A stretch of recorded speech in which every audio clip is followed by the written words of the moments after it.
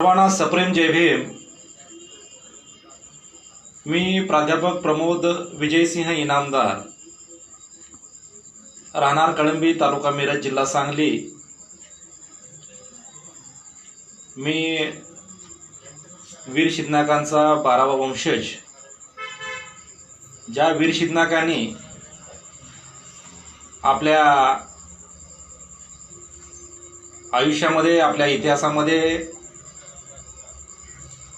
अतिशय पराक्रम केला, ज्याने पानिपतची लढाई 14 जानेवारी 1761 झाली. जी लढाई अब्दालींच्या मध्ये झाली, अब्दाली आणि मराठ्यांच्या मध्ये झाली. त्या मराठ्यांच्या सैनिकामध्ये आमचे जे पहिले शिधनाक होते त्याने त्या ठिकाणी फार मोठ्या प्रमाणात पराक्रम केला. त्या पराक्रम करत असताना येथून पुण्याहून, महाराष्ट्रातून त्यांनी पानिपतपर्यंत जवळजवळ 5000 लोकांची जी घोडदळ होती, 5000 लोकांच्या सैनिकांच्या घोडदळांची त्या ठिकाणी नेतृत्व वीर शिधनाक महाराजांनी त्या ठिकाणी केलं. आणि महाराज करत असताना त्या ठिकाणी अतिशय थंडीचे दिवस त्या ठिकाणी होते. अतिशय प्रतिकूल परिस्थिती मध्ये जाऊन त्या ठिकाणी मराठ्यांनी अब्दालींशी त्या ठिकाणी फार मोठी लढाई केली.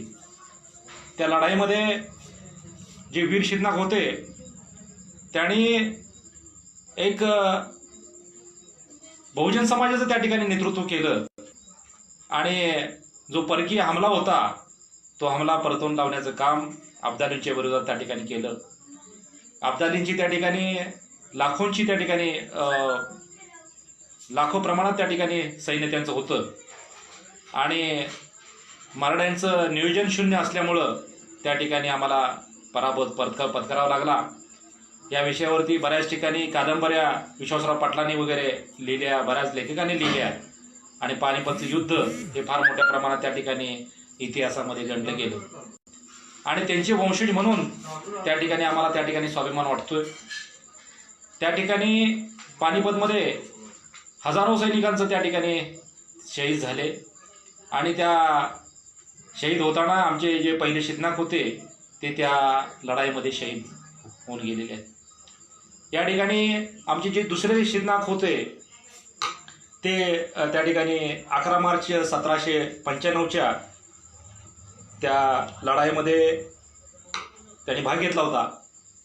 आणि ते भाग घेतलेला असताना तसं आमचं घराणं हे वीर रक्ताचं होतं, योद्ध्यांचं होतं. आणि वीर शिधनाक दुसरे जे काय होते, दुसरे जे शिधनाक होते त्यांनी खर्ड्याच्या लढाईमध्ये 11 मार्च 1795ला त्या ठिकाणी खर्ड्याची लढाई झाली. आणि तत्पूर्वी त्या ठिकाणी आम्हाला 1739ला कळंबी हे गाव त्या ठिकाणी आम्हाला इनाम त्या ठिकाणी दिलं. आमचे जे छत्रपती शिवाजी महाराजांचे जे नातू होते शाहू महाराज, त्या शाहू महाराजांनी कळंबी हे गाव आम्हाला 950 एकर जमीन असलेलं त्या ठिकाणी आम्हाला कळंबी गाव इनाम दिलं. आणि त्या गावचे आम्ही ट्रस्टी आहोत. या ठिकाणी बरेच मंडळी, मुस्लिम समाज असेल, जैन समाज असेल, बहुजन समाज असेल, सुतार, लोहार आणि इतर समाज पूर्णपणे त्या ठिकाणी 12 बलुतेदार त्या ठिकाणी आमच्या गावात या ठिकाणी आले. आणि 1739ला आम्हाला हे गाव इनाम मिळेल.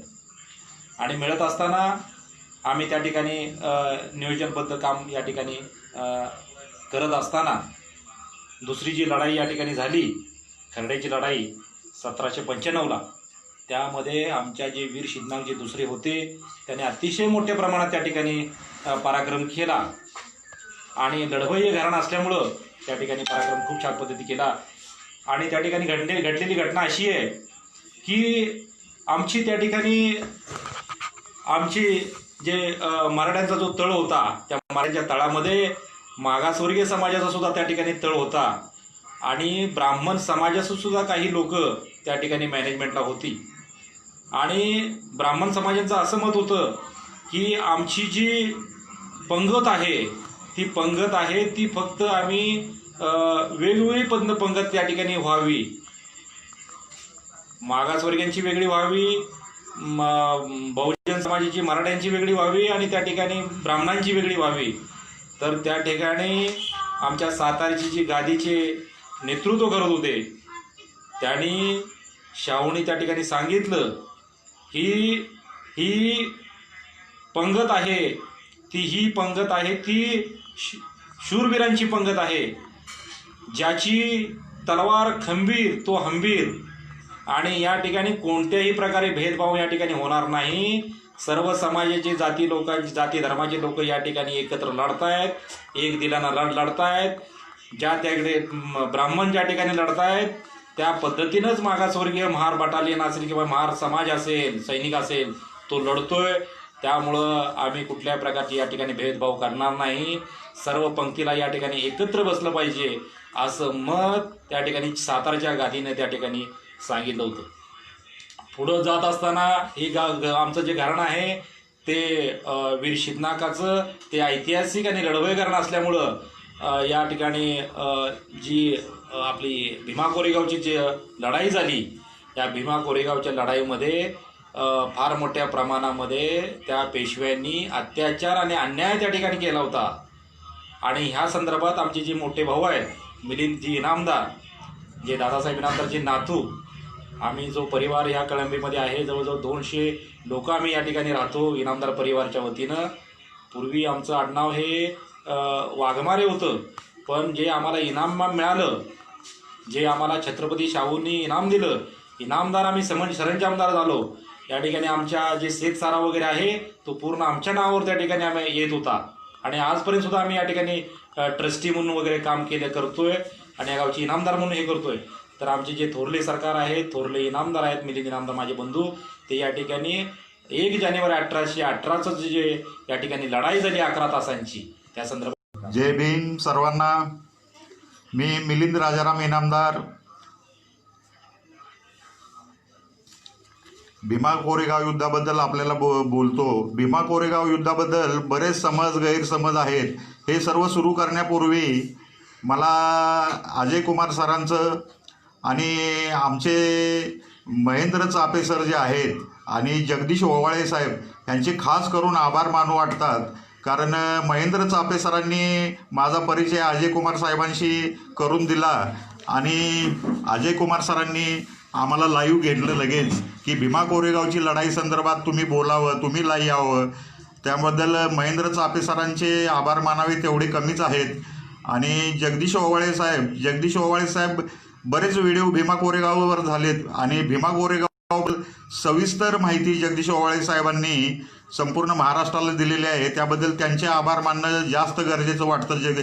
महेंद्र चापे सर आणि जगदीश ओवाळे साहेबांचा मी खूप आभारी आहे.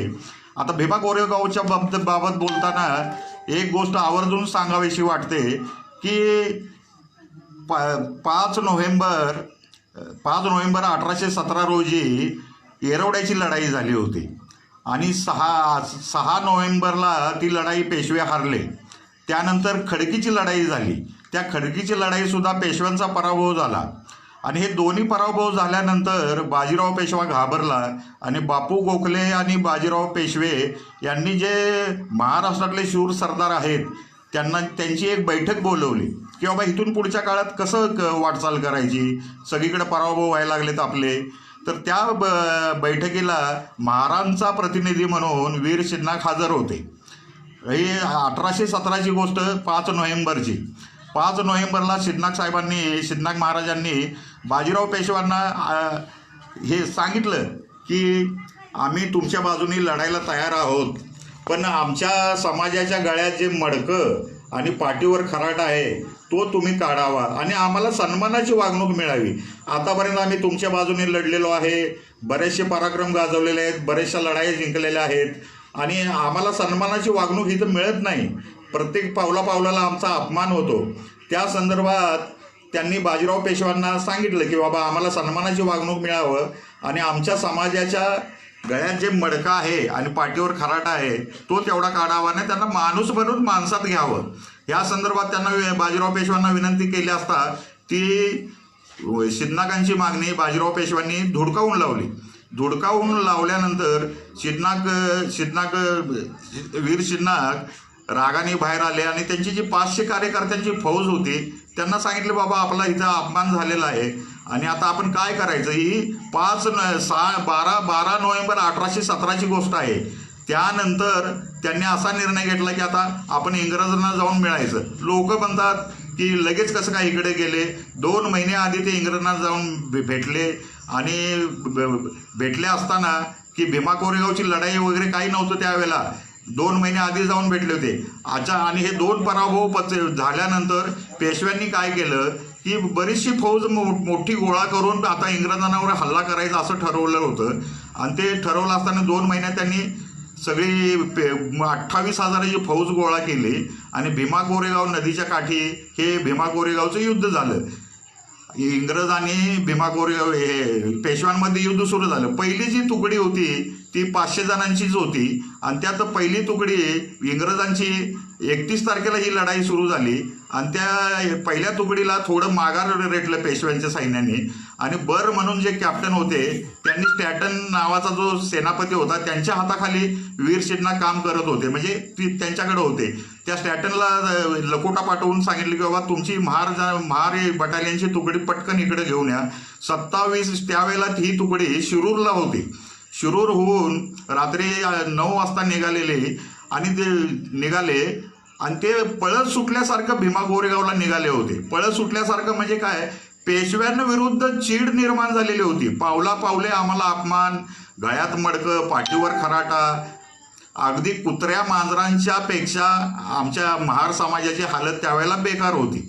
इतकी हालत बेकार होती की महार समाजाने सकाळी 7 वाजता 8 वाजता घरातून बाहेर पडायचं नाही. सूर्य डोक्यावर आला की त्यांनी बाहेर पडायचं. का तर त्यांची सावली कुणावर पडू नये. थुंकी वाटली तर त्यांनी ते मडक्यामध्येच थुंकायचं आणि त्यांचे पावलांचे ठसे उठू नयेत म्हणून पाठीवर खराटा होता त्यांच्या. आणि हे सगळे अन्याय शिदनाकांनी बघितले होते आणि त्यांना त्याबद्दल चीड निर्माण झाली होती, भयंकर चीड निर्माण होते. आणि एवढे पराक्रम करून सुद्धा शिदनाकांना जिथं माणुसकीची वागणूक मिळत नव्हती तिथं महार समाजाला काय वागणूक मिळणार. ह्या रागापोटी शिरूर होऊन जे हे महार सैनिक अगदी द्वेषानं पेटून उठून ते अगदी 27 किलोमीटरचं अंतर त्यांनी एका रात्रीत पार केलं. सकाळी 9 वाजता भीमा कोरेगावला पोहोचल्यानंतर त्यांनी निरीक्षण केलं काय आहे परिस्थिती. तर त्या भीमा कोरेगावमध्ये वस्ती होती खूप आणि पेशव्यांकडे घोडदळांचे साधारण 12,000 घोडदळ होते. त्या 12,000 घोडदळांचा जर पराभव करायचा असेल तर आपल्याला गावात शिरावं लागेल. आणि पूर्वी नाग म्हणजे काय, हे पायदळ होते. पायदळ लोकांना नाग म्हणत होते. आणि आमचे महार सैनिक म्हणजे सगळे शिदनाक, रायनाक, राजनाक हे असेच होते. सगळे पायदळी युद्ध करायचे, तलवारबाजीत हे तरबेज होते. आणि त्यांनी ते जे कॅप्टन होते स्टॅटन त्यांना सांगितलं की बाबा आपण गावात जाऊया. गावात गेलं की पेशव्यांना हल्ला करणं खूप अवघड होईल कारण घोडदळांची फौज त्यांची मोठी आहे. आणि ते जो स्टॅटन होता त्यांना ते पटलं आणि त्या पद्धतीनं युद्ध सुरू झालं. दुसऱ्या बाजूने भीमा कोरेगावच्या दुसऱ्या बाजूने सैन्य गावात घुसलं, महार सैनिक. आणि मग पेशव्यांना हल्ला करणं खूप अवघड झालं. त्यात काय झालं, थोड्या वेळी साधारण 12:30-1 वाजता बाजीराव बापू गोखलेंचा मुलगा ह्या युद्धामध्ये शहीद झाला. शहीद झाल्यानंतर त्या सैनिकांनी बापू गोखलेच्या चिरंजीवांचं प्रेत त्याच्याजवळ नेऊन ठेवलं बापू गोखलेजवळ. आणि तो हताश झाला, मोठमोठ्यानं रडू लागला. असं कसं घडलं, असं मोठमोठ्यानं रडू लागला आणि त्यात तो हताश झाला. आता हाच जर प्रसंग इकडे घडला असता, समजा शिदनाकांचा मुलगा जर तिथं असता आणि शिदनाकांचा मुलगा जर शहीद झाला असता तर शिदनाक पेटून उठले असते. तुम्ही एक मारला आम्ही तुमचे 1000 मारो, ह्या द्वेषानं पेटून उठला असता. पण बाजीराव पेशव्यांच्या बाबतीत तसं घडलं नाही. ते हताश झाले, रडायला लागले आणि सैन्याला वालीच उरला नाही. सेनापतीच हताश झाल्यानंतर सैन्य काय लढणार. त्यामुळं हातात झाले ते आणि सैन्य मग सैरावैरा पळू लागले इकडे तिकडे स्वतःचा बचाव करण्यासाठी. घोडे वगैरे तिथंच राहिले आणि मग महार सैनिकांनी अक्षरशः पाठलाग करून त्यांना ताणून ताणून ताणून मारलं. इतकं लोक म्हणतात की तुम्ही इंग्रजांच्या बाजूने लढला. हो, आम्ही इंग्रजांच्या बाजूने लढलो. आमच्या स्वाभिमानासाठी, आमच्या अभिमानासाठी आम्ही इंग्रजांच्या बाजूने लढलो. कुत्र्या मांजरांपेक्षा हालत आमची बेकार होती आणि ती कुठं तर सुधारावी म्हणून आम्ही आमचा स्वाभिमान जागा ठेवण्यासाठी, अभिमान जागा ठेवण्यासाठी आम्ही लढलो. आम्ही शिवकालापासून लढतो आहोत. संभाजी महाराजांपासून आम्ही जास्त रक्त कोणाचं व्हायला असेल या स्वातंत्र्य युद्धात ते आमच्या महार लोकांचं व्हायलं. महार ही जात खूप शूर आहे, खूप शूर आणि बुद्धिमत्ता असलेली जात आहे. पेशव्यांनी आम्हाला वेटीस का धरलं होतं? कारण ह्यांना जर कुठं संधी दिली तर ते आपले सत्ता बळकवायची कमी करणार नाहीत. यासाठी त्यांनी आम्हाला टार्गेट केलं होतं आणि त्यांनी आमच्या गळ्यात मडकं आणि झाडू दिलेलं होतं. आणि आम्ही पूर्वीपासूनच शूर आहोत, अगदी शूर आहोत. शिवनाग महाराजांचा पराक्रम 500 महारांविरुद्ध 28,000 पराभव झाला म्हणजे काही साधी गोष्ट नाही. एकेकाच्या वाटणीला 56 जण आले होते आणि त्या 56 जणांना आम्ही कापून काढलेलं आहे. तर आम्ही लोक म्हणतात इंग्रजांच्या बाजूने लढला, पण 5 नोव्हेंबरला जेव्हा खडकीची लढाई हरले होते पेशवे, त्यावेळेला एक ब्राह्मण फुटीर बाळाजी नातू यानं शनिवार वाड्यावर जाऊन इंग्रजांचा झेंडा फडकवला होता. शनिवार वाड्यावर त्यावेळेला 5 नोव्हेंबर 1817 रोजी. त्याच्या गळ्यात कुठं मडकं होतं, त्याच्या गळ्यात कुठं झाड होतं? का फितूर झाला तो? आणि चाफेकर बंधू इंग्रजांना काडतूस देत होते. ही सत्य घटना आहे, तो फितूर नाही. पण आम्ही महार लोक आमच्या स्वाभिमानासाठी, अभिमानासाठी लढलो. आम्ही लगेच फितूर झालो, इंग्रजांच्या बाजूने गेलो आणि उगाच अफवा उठवले की पेशवाई संपवण्यात महाराजांचा मोठा वाटा आहे. आम्ही आमच्या स्वाभिमानासाठी, अभिमानासाठी, आणि मी अभिमानानं सांगतो, आम्ही इंग्रजांच्या बाजूने लढलो आणि पेशवाई संपवली. इतकी जुलमी पेशवाई होती, इतके अमानुष अत्याचार होत होते महार समाजावर इतके अमानुष अत्याचार होत होते. बहुजन समाजावर अत्याचार होते. बहुजन समाज सुद्धा ह्यात भरडला गेलाच होता, पण बंड करण्याची ताकद त्यात कुणात नव्हती. महार सैनिकांनी बंड केलं आणि पेशवाई मोडीत काढली. दुसरी गोष्ट बोलायची, आता हे भीमा कोरेगावच्या युद्धाला 200 वर्ष पूर्ण झाले. 200 वर्ष पूर्ण झालेले आहेत, 210 वर्ष. आता आमच्याकडं तिथं हे स्मारकाच्या स्थितीबाबत बोलतो.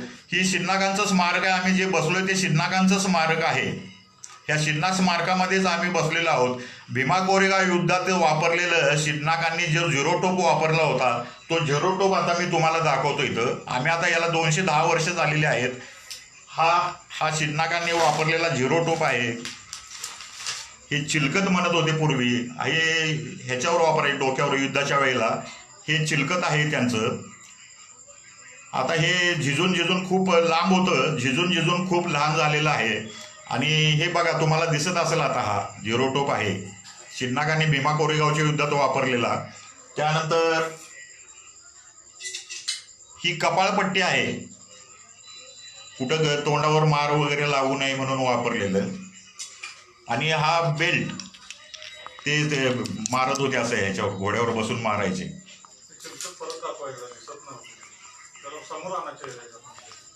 हे चिलकत भीमा कोरेगावच्या युद्धामध्ये वापरलेलं हे चिलकत आहे आणि हे खूप मोठं होतं. आता हे 210 वर्ष याला पूर्ण झालेले आहेत साधारण, आणि हे झिजून खूप लहान झालेलं आहे. हे बघा चिलकत. आणि हा शिवनागांचा मुखवटा आहे, इथं शिवनागांचा मुखवटा इथं ठेवलेला आहे. आणि हे स्मारकाची स्थिती बघा, किती लहान आहे हे स्मारक. गेले 7-8 वर्ष झालं आम्ही शासन दरबारी हा प्रयत्न करतोय. हे शिवनाग जर इतर जातीमध्ये कुठे जन्माला आले असते आणि त्यांनी असा पराक्रम केला असता तर प्रत्येक जिल्ह्यात शिवनागांचं एक स्मारक झालं असतं. अगदी तालुक्याच्या ठिकाणी सुद्धा शिवनागांचं स्मारक झालं असतं. पण आम्ही महार असल्यामुळे आम्हाला एवढा पराक्रम करून सुद्धा शिवनागांना त्यावेळेला लाचारी म्हणजे सन्मानाची वागणूक मिळत नव्हती. त्यांच्या स्मारकाच्या बाबतीत सुद्धा तसंच घडतंय. आम्ही गेली 7 वर्ष झालं आम्ही झडतोय शासन की बाबा हे मदत मिळावी आणि भीमा कोरेगावचा जो स्तंभ आहे तो कळंबीत उभा राहावा. आम्ही जमीन सुद्धा उपलब्ध करून दिलेली आहे इथं, पण शासन आम्हाला मदत करत नाही. मग आता आम्ही ठरवलं की बाबा आमच्या लोकात जायचं. आमचे लोक खूप दानशूर आहेत. संपूर्ण महाराष्ट्रातल्या लोकांकडून आमचे जे लोक आहेत त्या आमच्या लोकांकडनं आम्ही देणगी गोळा करून इथं स्मारक उभं करायचं असं ठरवलेलं आहे. त्या पद्धतीनं आम्ही पावलं उचलतो आहोत. संपूर्ण समाजाचं आम्हाला सहकार्य मिळावं आणि इथं एखादं भव्य दिव्य शिवनागांचं स्मारक व्हावं. एवढ्या मोठ्या योद्ध्याचं स्मारक इथं उभारणं गरजेचं आहे. दुसरं माणगाव परिषदेवर येतो मी आता.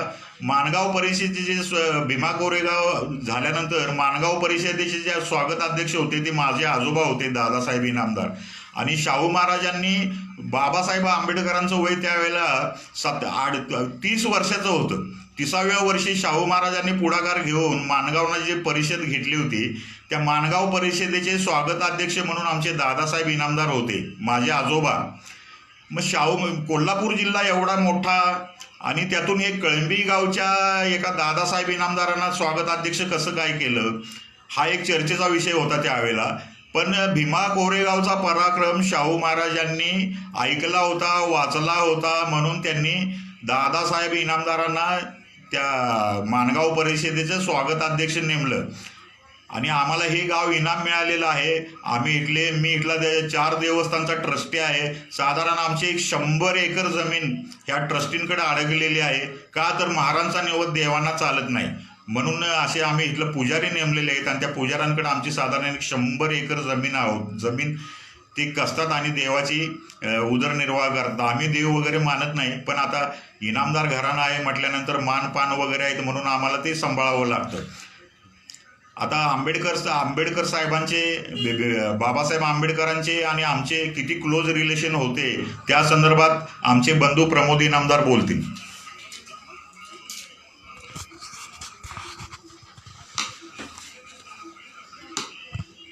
भारतरत्न डॉक्टर बाबासाहेब आंबेडकर, महाकरुणी गौतम बुद्ध, छत्रपती शिवाजी महाराज, राजश्री शाहू महाराज, लोकशाहीर अण्णाभाऊ साठे यांना अभिवादन करतोय. या ठिकाणी माझे मोठे बंधू श्रीमंत मिलिंद इनामदार यांनी आता मार्गदर्शन केलं. 1 जानेवारी 1818ची जी लढाई झाली त्या लढाईचं त्यांनी त्या ठिकाणी सविस्तर वर्णन केलेलं आहे. या ठिकाणी माझे बंधू मिलिंद इनामदार सांगितले की आमची डॉक्टर बाबासाहेब आंबेडकरांची जी चळवळ होती त्या चळवळीमध्ये इनामदार घराण्याचा फार मोठा त्या ठिकाणी इतिहास आणि त्या ठिकाणी सहभाग त्या ठिकाणी उपलब्ध होता. यामध्ये मी सांगू इच्छितो की आता त्यांनी सांगितलं की आमचे आजोबा दादासाहेब इनामदार हे माणगावमध्ये जी परिषद झाली त्या माणगावच्या परिषदेचे स्वागताध्यक्ष म्हणून त्यांनी काम केलेलं आहे. त्या कार्यक्रमाचे अध्यक्ष म्हणून डॉक्टर बाबासाहेब आंबेडकर होते आणि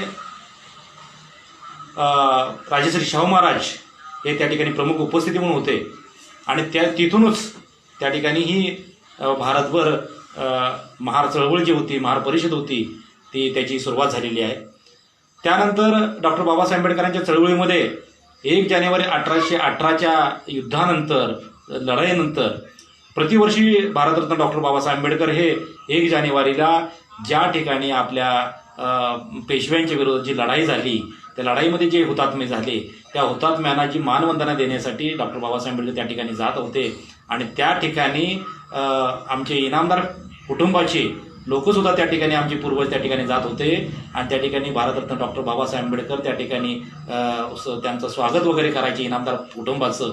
इनामदार कुटुंबावरती डॉक्टर बाबासाहेब आंबेडकरांचं फार मोठं प्रेम त्या ठिकाणी होतं आणि बाबासाहेबांनी बऱ्याच वेळेला आमच्या कुटुंबाशी त्या ठिकाणी पत्रव्यवहार केलेला आहे. माझ्याकडं म्हणजे आमच्याकडं इनामदार फॅमिलीकडं भारतरत्न डॉक्टर बाबासाहेब आंबेडकरांनी आपल्या त्या ठिकाणी विचार करून आपला थोडासा वेळ काढून एवढ्या मोठ्या देशाची राज्यघटना लिहित असताना, एवढ्या मोठ्या देशाची त्या ठिकाणी राजकारण सांभाळत असताना, अर्थकारण सांभाळत असताना डॉक्टर बाबासाहेब आंबेडकरांनी त्या काळामध्ये 4 पत्र आमच्या पूर्वजांना म्हणजे खंडाक इनामदार, दादासाहेब इनामदारांना त्या ठिकाणी लिहिलेले आहेत. त्या उल्लेखमध्ये ते त्या ठिकाणी आमच्या मागासवर्गीय समाजाला कोणीतरी सरकार पद दिलेलं आहे, सरंजामीदार दिलेले आहे. त्यामुळं त्या ठिकाणी कळंबीचे सरकार आणि एक लढवय्ये कुटुंब त्या ठिकाणी असल्यामुळं आणि ते पण महार कुटुंब असल्यामुळं डॉक्टर बाबासाहेब आंबेडकरांना त्या ठिकाणी फार मोठा अभिमान वाटायचा आणि त्या ठिकाणी गौरव वाटायचा. त्यामुळे त्यांनी पत्रव्यवहार केलेला आहे. आज आमच्या त्या ठिकाणी सिम्बॉसिस कॉलेजच्या त्या ठिकाणी ग्रंथालय आहे, त्या ठिकाणी आम्ही त्या ठिकाणी ठेवलेलं सुद्धा आहे. आमच्याकडे ओरिजिनल त्या ठिकाणी कागदपत्र आहेत.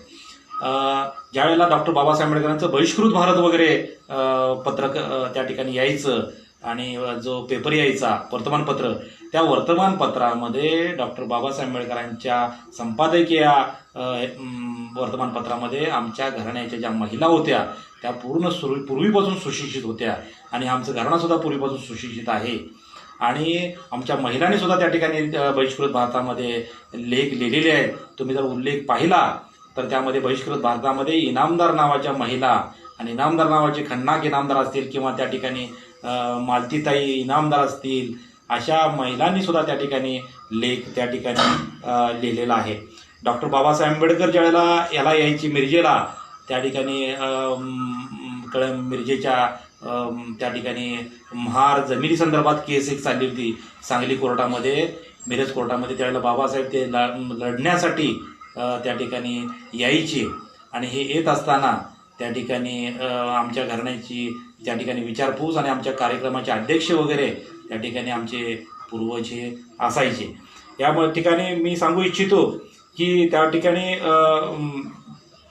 लोकसभेची निवडणूक होती आणि माझे आजोबा खंडनाक राजनाक इनामदार हे लोकसभेचे त्या ठिकाणी उमेदवार म्हणून भारतरत्न डॉक्टर बाबासाहेब आंबेडकरांच्या त्या ठिकाणी भारतरत्न बाबासाहेब आंबेडकरांच्या रिपब्लिकन पक्षाचे उमेदवार दक्षिण सातारा लोकसभा मतदारसंघाचे ते उमेदवार म्हणून त्या ठिकाणी उपस्थित होते. त्यावेळेला काँग्रेसने आमचे जे वडील होते विजयसिंह इनामदार, त्यावेळेला त्यांना किडनॅप म्हणजे अपहरण केलं होतं की तुम्ही का त्या ठिकाणी उमेदवारी डिक्लेअर केली काँग्रेसच्या विरोधात वगैरे. पण बाबासाहेबांचा एक कार्यकर्ता, बाबासाहेबांची चळवळ म्हणून त्या ठिकाणी आमचे आजोबा त्या ठिकाणी उभारले. त्यावेळेला बाबासाहेब सुद्धा 2 ठिकाणी, एक पश्चिम बंगालमधून आणि मुंबईमधून दोन्ही ठिकाणी उभारले होते. त्यावेळेला आमचे आजोबा त्या ठिकाणी उभारले होते. म्हणजे इनामदारांचा पूर्ण जे काय चळवळ बाबासाहेबांच्या चळवळीमध्ये त्या ठिकाणी लक्ष घातलं होतं आणि त्या ठिकाणी सहभाग होता. आम्ही ट्रस्टी असल्यामुळं, सरंजाम इनामदार असल्यामुळं 14 रुपये प्रतिमहा आम्हाला इंग्रज सरकारकडून तासगाव तालुक्यामध्ये, आमचा पूर्वीचा तालुका होता तासगाव तालुका आणि दक्षिण सातारा मतदारसंघ, दक्षिण सातारा जिल्हा, 14 रुपये आम्हाला मानधन त्या ठिकाणी इनामदार सरकार त्या ठिकाणी जहागीरदार सरंजामदार होते म्हणून त्या ठिकाणी आम्हाला 14 रुपये मानधन प्रति महिना त्या ठिकाणी मिळायचं. 14 रुपये जायला खर्च येत होता साहेब त्या ठिकाणी, पण तरीसुद्धा आम्ही आणायला आमचा मानधन त्या ठिकाणी आम्ही तासगाव तालुक्यामध्ये आम्ही आजपर्यंत त्या ठिकाणी जात होतो. पूर्ण शेतसारा आणि शेतसारा वगैरे पूर्णपणे आम्हाला आजपर्यंत मिळायचा वगैरे आणि त्या ठिकाणी आम्ही इनामदारकी म्हणून त्या ठिकाणी या ठिकाणी काम केलेलं आहे. आणि पुढं त्या ठिकाणी सांगायचं तात्पर्य असं आहे की जी पानिपतची लढाई असेल, जी खर्ड्याची लढाई असेल किंवा भीमा कोरेगावची लढाई असेल, त्या लढाईची सगळी शस्त्र वीर शिदनाक किंवा आमची इनामदार फॅमिली या ठिकाणी वडाचं झाड आमच्या इकडे कळंबीमध्ये आहे, मोठं वडाचं झाड, त्या वडाच्या झाडाच्या आसपास पूर्ण शस्त्र त्या ठिकाणी त्या ठिकाणी पुरून ठेवली जायची आणि सुरक्षित त्या ठिकाणी ठेवली जायची. आणि ज्या वेळेला लढाया असतील त्यावेळेला ते शस्त्र धार लावून त्याला हे करून त्याला त्या ठिकाणी काढलं जायचं, त्याला लढाईने जायचे.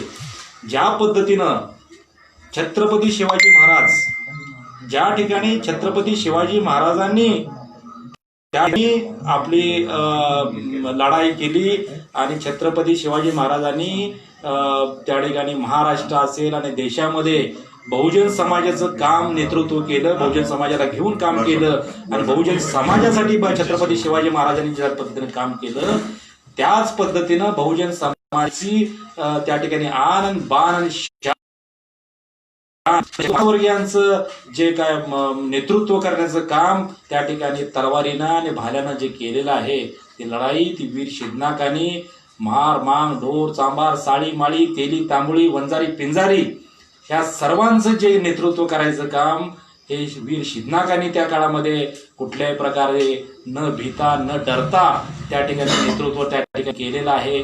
आणि अशा पद्धतीनं नेतृत्व करत असताना त्या ठिकाणी आपण सुद्धा स्वातंत्र्यपूर्व काळामध्ये ही लढाई खेळत असताना आणि आपला संघर्ष करत असताना त्या ठिकाणी ज्या पद्धतीनं आपण छत्रपती शिवाजी महाराजांना मानतो त्या पद्धतीनं त्या ठिकाणी मागासवर्गीय समाजाने आपल्या वीर शिदनाकाला त्या ठिकाणी आपापल्या ठिकाणी मानावं, त्यांचा अभ्यास करावा, त्या ठिकाणी कळंबीला येऊन या ठिकाणी स्मारकामध्ये त्यांचं यावं, त्यांचे पाय लागावे, त्यांचं दर्शन घ्यावं आणि त्या प्रेरणेनं उत्साहानं आपण त्या ठिकाणी जाणं गरजेचं आहे. या ठिकाणी मी सांगू इच्छितो की प्रतिवर्षी वीर शिदनाकांच्या स्मृतीसाठी ज्या भीमा कोरेगावच्या लढाईला ते 30 तारखेला आणि 31 तारखेला ह्या कळंबी तालुका मिरज आणि जिल्हा सांगलीतून त्या ठिकाणी निघाले, त्या निघालेल्या असताना इथून प्रतिवर्षी आपण वीर शिदनाकांची शौर्य परिषद या ठिकाणी आपण आयोजित करत असतो. वीर शिदनाकांची शौर्य परिषदेमध्ये प्रतिवर्षी 30 आणि 31 तारखेला फार मोठ्या प्रमाणात त्या ठिकाणी व्याख्यानं या ठिकाणी आयोजित केलेली असतात. या व्याख्यानं असतात, त्या ठिकाणी स्मारकामध्ये भेट असते. या प्रतिवर्षी मागच्या वेळेला मंत्री राजकुमार बडोले साहेब या ठिकाणी आले होते, नामदार रामदासजी आठवले या ठिकाणी भेट त्यांची झाली होती. त्या ठिकाणी अमोल मिटकरी आताचे आमदार आहेत त्यांची त्या ठिकाणी व्याख्यान झालं होतं. आमचे श्रीमंत कोकाट्यांचं साहेबांचं व्याख्यान या ठिकाणी झालं होतं. त्या ठिकाणी आमचे बहुजन क्रांती समाजाचे नेते त्यांची येथे या ठिकाणी व्हिजिट झाली होती आणि बऱ्याच नेते मंडळींनी बऱ्याच त्या ठिकाणी आमचे सकाळचे संपादक त्या ठिकाणी कांबळे साहेब त्या ठिकाणी कांबळे साहेबांची त्या ठिकाणी या ठिकाणी व्हिजिट या ठिकाणी झाली होती आणि बऱ्याच प्रमाणामध्ये या ठिकाणी बऱ्याच बहुजन समाजाच्या नेत्यांनी महाराष्ट्रातल्या या ठिकाणी आपल्या भेटी वगैरे झाल्या होत्या आणि सर्वांनी वीर शिदनाकाच्या स्मारकाला आमच्या बंधूंनी सांगितलं की भरभरून सहकार्य करावं, भरभरून आपण हातभार लावावा आणि आपल्या पूर्वजांच्या ज्या ठिकाणी स्मृती आहेत त्या आपण ह्या जागवल्या पाहिजेत. आम्ही पूर्ण नियोजन केलेलं आहे की घोड्यावरचा अश्वारूढ पुतळा त्या ठिकाणी कळंबीमध्ये व्हावा, त्या ठिकाणी मोठं एक स्मारक 1-2-4 एकरामध्ये व्हावं की जेणेकरून पंढरपूरला जाणारे जी काय लोक असतात, यात्रेकरू असतात, त्या ठिकाणी वारकरी असतात, या ठिकाणी स्मारकाला या पंढरपूर रोडवरचं आमचं त्या ठिकाणी गाव आहे, त्या ठिकाणी स्मारकाच्या ठिकाणी यावं आणि त्या ठिकाणी स्मृती घ्यावी, त्या ठिकाणी ताकद घ्यावी, अशा पद्धतीचं आमचं हे नियोजन आहे आणि सर्वांनी यामध्ये सहकार्य करावं. तुम्ही या ठिकाणी येऊन भेट द्या, प्रत्यक्ष तुम्ही बघा. आणि तुम्हाला महत्त्वाची आनंदाची बातमी सांगायची म्हणजे या ठिकाणी एक फार मोठे अधिकारी मध्य प्रदेशचे सचिव थिटे साहेब, या थिटे साहेबांनी वीर शिदनाकाच्या वरती बॅटल ऑफ भीमा कोरेगाव हा चित्रपट त्या ठिकाणी काढतायत. जवळजवळ हा चित्रपट 100 कोटींचा चित्रपट आहे. आम्हाला सुद्धा त्या थिटे साहेबांनी त्या ठिकाणी एक त्या ठिकाणी गाव वसवलेलं आहे त्यांच्या शूटिंगच्या दरम्यान आणि त्या गावाला त्या ठिकाणी भेट द्या म्हणून त्यांनी आम्हाला आवर्जून आम्हाला त्या ठिकाणी बोलवलेलं आहे आणि कळंबीला सुद्धा त्या ठिकाणी ते येणार आहेत. कळंबीचं गाव सुद्धा त्या ठिकाणी त्या ह्याला की कर्जत म्हणून एक ठिकाण आहे, मुंबईला जाताना स्टेशन आहे, त्या कर्जतमध्ये जवळजवळ तो सेट कळंबीचा त्या ठिकाणी उभा केलेला आहे. आणि the battle of Bhima Koregaon म्हणजे भीमा कोरेगावमध्ये वीर शिदनाकांनी ज्या पद्धतीनं लढाई केली त्या पद्धतीची लढाई त्या ठिकाणी आपल्याला चित्रपटाद्वारे आपण पाहणार आहोत आणि त्यांनी वीर शिदनाकांच्या कार्याचा गौरव करण्यासाठी हा चित्रपट त्या ठिकाणी काढलेला आहे. त्यांनी आम्हाला आवर्जून त्या ठिकाणी बोलवलं, आम्हाला त्या ठिकाणी आम्हाला बोलवून त्यांनी ठिकाणी स्वागत केलं. पुन्हा एकदा आम्ही त्या ठिकाणी जाणार आहोत आणि त्या ठिकाणी त्यांचं जे काही शूटिंग असेल किंवा त्यांचं काम असेल त्याला शुभेच्छा देणार आहोत. आपण सुद्धा हा चित्रपट बघण्यासाठी भरभरून त्या ठिकाणी जावं आणि भीमा कोरेगावांचा इतिहास त्या ठिकाणी आपण पाहावा. आणि यानंतर आमचे बंधू मिलिंद इनामदार बोलतील. मी आणि माझे बंधू आम्ही दोघं पण व्याख्याते वगैरे नाही, आम्ही वंशज आहोत. व्याख्या ते लोक खूप चांगलं बोलतात, पण आम्ही वंशज आहे. आम्हाला 8व्या पिढीपासून 9व्या पिढीकडे आलेला इतिहास, 9व्या पिढीकडून 10व्या पिढीकडे आलेला इतिहास. आणि नजरचुकीने एक गोष्ट महत्त्वाची ह्यात बोलायचं राहून गेली, ती म्हणजे छत्रपती शाहूंचे जे चिरंजीव होते, दुसरे शाहू, त्यांनी आम्हाला हे इनाम मिळालेलं होतं. छत्रपतींचा वध झाल्यानंतर शाहूंना कैद केलेलं होतं आणि कैद केल्यानंतर ही साताऱ्याची गादी आणि कोल्हापूरची गादी असे दोन गाद्यांचे वाद चालू होते. आणि शाहूंची जेव्हा सुटका झाली, शाहूंची सुटका झाल्या, दुसऱ्या संभाजीपुत्र शाहूंची जेव्हा सुटका झाली, त्यावेळेला असा प्रसंग बाका होता की ताराराणीची बाजू घ्यायची का शाहूंची बाजू घ्यायची. त्यावेळेला शिदनाक महाराजांना विचारलं गेलं की तुम्ही कुणाच्या बाजूने लढणार, तर त्यांनी सांगितलं की आम्ही शाहूंच्या बाजूने लढणार. आणि शाहूंच्या बाजूने ते लढले आणि ताराराणींचा त्यावेळेला पराभव झाला आणि त्यांना कोल्हापूरची गादी देण्यात आली. आणि शिदनाकांच्या सहभागानंतर साताऱ्याची गादी शाहूंना मिळाली. शाहूंना मिळाल्यानंतर त्यांनी एक मोठा सत्काराचा कार्यक्रम तिथं घेतला साताऱ्याला. आणि त्यावेळेला शिदनाकांना आमंत्रित केलं आणि शिदनाकांना बोलवलं गेलं दरबारात. आणि दरबारात गेल्यानंतर शिदनाकांनी शाहूंना मुजरा करत असताना शाहू महाराज म्हणाले, मुजरा काय करता, या मला मिठी मारा. आणि त्यांनी कडकडून शिदनाकांना मिठी मारली. त्यांना भरजरीत वस्त्र देण्यात आले, टोप भरजरीत काय मुखवटा हे देण्यात आलं, रत्नजडीत हिऱ्यांचा एक काय म्हणतात त्याला, शाल श्रीफळ वगैरे देऊन त्यांचा सत्कार करण्यात आला. आणि तेवढ्यावर ते थांबले नाहीत आणि त्याच वेळेला आम्हाला हे कळंबी गाव इनाम मिळालेलं आहे. छत्रपती संभाजी महाराजांचे पुत्र दुसरे शाहू यांनी आम्हाला हे कळंबी गाव इनाम मिळालेलं आहे. आणि आम्ही हे टिकवून ठेवलेलं आहे साहेब, हे टिकवून ठेवलेलं आहे. आम्ही हे अगदी मान सन्मानाने आम्ही इथले 4 देवस्थानची ट्रस्टी आहोत. ते नजरचुकीने मगाशी सांगायचं राहून गेलं, शाहूंचं नाव घ्यायचं राहून गेलं. शाहू महाराजांमुळं आम्हाला हे गाव इनाम मिळालं. शिदनाकांनी तेवढी कर्तबगारी गाजवली म्हणून आम्हाला हे इनाम मिळालं. आणि आम्हाला अभिमान आहे, आम्ही महार आहोत याचा आणि वंशज आहोत याचा सुद्धा. पण आम्ही नावालाच नुसते वंशज आहोत. आम्ही वंशज सांगून आम्ही हे शिदनाकाचं स्मारक पूर्ण करू शकणार नाही.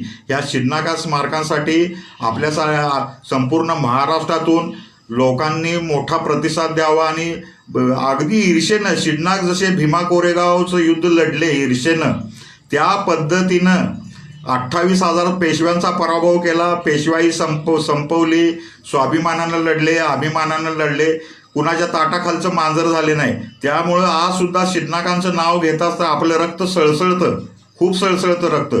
आणि 1818 मध्येच भीमा कोरेगावच्या युद्धाच्या पेशव्यांच्या पराभवानंतर 19व्या शतकात 19व्या शतकात बाबासाहेबांचा जन्म झालेला. आणि बाबासाहेबांनी या सुपीक पिकावर, जमिनीवर अगदी बुद्धिमत्तेचं पीक आमच्या डोक्यात पेरलं आणि आमची बुद्धिमत्ता एवढी वाढवली. आता आमचे सगळे क्लास 1 अधिकारी आहेत जवळजवळ सगळीकडे. पण काय आहे, समाजाला ते विसरलेत. परत त्यांनी समाजात यावं आणि समाजाला साठी थोडंसं काहीतरी देणगी वगैरे देऊन स्मारक वगैरे इथं उभं राहावं कळंबी गावी, असं आमची सर्व इनामदार मंडळींच्या वतीनं विनंती आहे. काय होतं की सर्वांचं आम्ही शासन दरबारी भांडून दमलेलो आहोत, पण आम्हाला शासन दाद देत नाही. शिदनाकांचे एवढा पराक्रमी योद्धा असताना सुद्धा त्यांचे पावलापावली अपमान होत होते. त्या पद्धतीचंच इथं चाललेलं स्मारकाबाबतीत घडत आहे. त्यामुळं आता तुम्ही दानशूर होऊन थोडंसं पुढं येऊन ह्या स्मारकासाठी थोडी मदत करावी. आणि ज्या ईर्षेनं भीमा कोरेगावची लढाई वीर शिदनाक लढले, त्या ईर्षेनं आपण सर्वजण मिळून हे स्मारक उभं करावं अशी माझी प्रामाणिक इच्छा आहे. त्यासाठी मी तुम्हाला जाहीर आवाहन करतो की तुम्ही सर्वांनी पुढे या. आम्ही नावालाच वंशज आहोत. शिदनाक आता आमचे राहिलेलेच नाहीत. शिदनाक संपूर्ण महाराष्ट्राचे, संपूर्ण भारताचे आणि महार समाजांचे ते सळसळतं रक्त आहे. त्यामुळं तुम्ही सर्वांनी या स्मारकासाठी पुढे यावं. काय असतील त्या सूचना द्याव्या, स्वतः यावं, इथं बघावं स्मारकाची तिथे. आता तुम्हाला मी दाखवलेलंच आहे इथं सगळं. हे दिसते आम्ही स्मारकातच बसलेलो आहोत. हे बघा, हे स्मारक आहे. हे अगदी छोटं आहे, बघून घ्या एकदा. अगदी 5x6चं हे स्मारक असल्यासारखं आहे. आणि आपणाला आवाहन करतो की तुम्ही सर्वांनी पुढे यावं आणि एवढं स्मारक उभा करण्यास मदत करावी, ही आमची विनंती आहे सर्व इनामदार कुटुंबियांची. या ठिकाणी आम्ही पुन्हा पुन्हा तुम्हाला भेटायला येणार आहोत आणि सर्वांनी आमचं ऐकून घेतलं त्याबद्दल सर्वांचे आम्ही हार्दिक आभार मानतो. आणि आमचे बंधू मिलिंद इनामदारांनी सांगितल्याप्रमाणे आपलं हे जे काय स्मारक आहे ते होणं गरजेचं आहे, कारण पुढच्या पिढीला हे आपण दाखवणं गरजेचं आहे. पुढच्या पिढीला आपला पूर्वजांचा इतिहास, महाराजांचा इतिहास, बहुजन समाजाच्या लढवय्या नेत्यांचा इतिहास हा आपण दिला पाहिजे आणि त्यासाठी या स्मृती ह्या अजरामर राहिल्या पाहिजेत. ह्याच्यासाठीच आम्ही ही चळवळ राबवतोय. तुम्ही या कळंबीला यावं आणि आमचं ऐकून घेतलं. भविष्यकाळात आम्ही पुन्हा पुन्हा तुम्हाला भेटायला येणार आहोत आणि ऐकून घेतलं त्याबद्दल हार्दिक आभार आहे. आम्ही इनामदार कुटुंबियांच्या वतीनं तुमचं हार्दिक आभार मानतो आणि मी थांबतो. जय भीम, जय भारत, जय बुद्ध.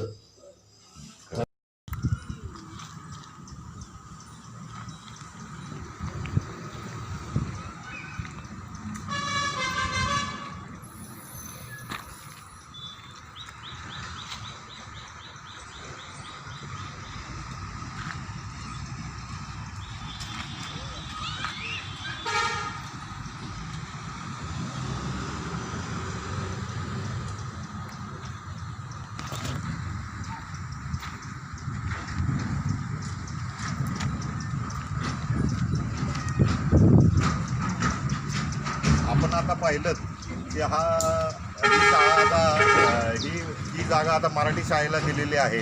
हा पूर्वी वीर शिन्नागांचा वाडा होता मोठा. इथं घोडे बांधायची सोय होती, त्यांचे हत्यारं ठेवण्यासाठी सुरक्षित राहावीत म्हणून इथं पाठीमागच्या बाजूला पेव होतं. आणि ही शाळा आमच्या आजोबांनी म्हणजे दादासाहेब इनामदारांनी हे शाळेसाठी दान दिलेले आहे. जागा दान दिल्यानंतर 100 ट्रकसुद्धा ह्या शाळेला मोफत दिलेला आहे आणि ही शाळा इथं उपस्थित आहे. आम्ही मागणी केलेली आहे की आता चौथीपर्यंत ही शाळा आहे, 5वीचा वर्ग इथं काय होणार नाही. पुढची जी जागा शिल्लक आहे ती आम्हाला परत मिळावी आणि ह्या कळंबी ग्रामपंचायतीने ते मान्य केलेलं आहे आणि ही जागा आम्हाला थोड्या दिवसात आमच्याकडे हस्तांतर होईल आणि इथं आम्ही शिन्नागांचं स्तंभ उभा करण्याचा प्रयत्न करणार आहोत.